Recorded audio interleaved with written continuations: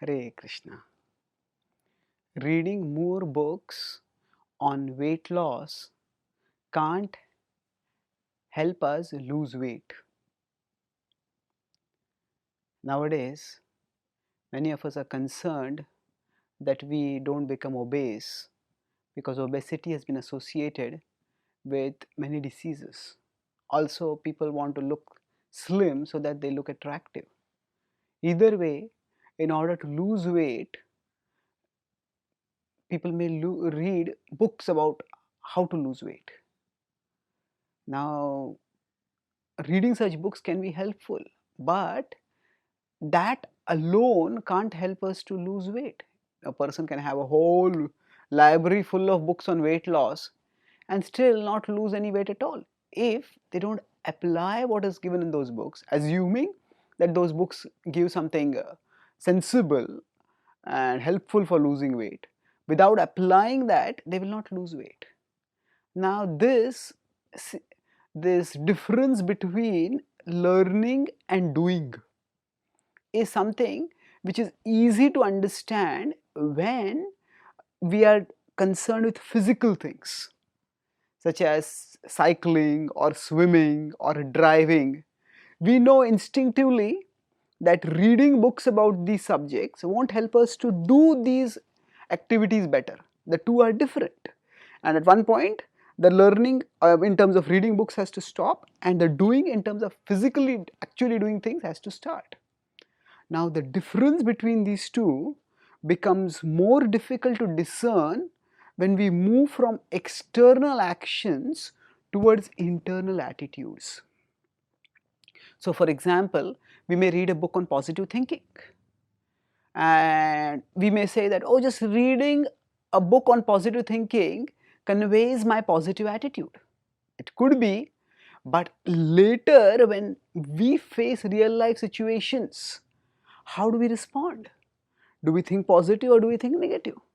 Do we relapse into our default negative thought patterns, or do we turn towards what we have learned in those books on positive thinking and apply those and try to see the problems as challenges, not as burdens? So here also that means there is a difference between learning and doing. And this same principle applies to our spiritual life and our spiritual growth also. We may read books about our spiritual identity. We may read books about the advanced stages of spiritual advancement, wherein the advanced spiritualists experience a flood of happiness inside their hearts. But just reading those books doesn't give us that happiness. After reading those books, we have to purify ourselves. We have to practice the process of yoga, specifically the process of bhakti yoga, as the Bhagavad-gita recommends, and turn our consciousness away from this world towards the Lord of this world, towards Krishna. And to the extent we do this, we apply what we read in the Bhagavad-gita and move from learning to doing, then we will experience non-material fulfillment. The Bhagavad-gita in 6.8 states, Jnana Vijnana Truptatma Kutastho Vijitendriyaha Yukta Ityuchyate Yogi Samaloshrashma Kanchanaha. So it says Jnana Vijnana Truptatma. So Jnana is knowledge, Vijnana is realization. Realization is what we get after we apply the knowledge in our lives. So Jnana Vijnana. When that means when there is knowledge and there is application of that knowledge, there is learning and there is doing. When both are combined together, then there is joy.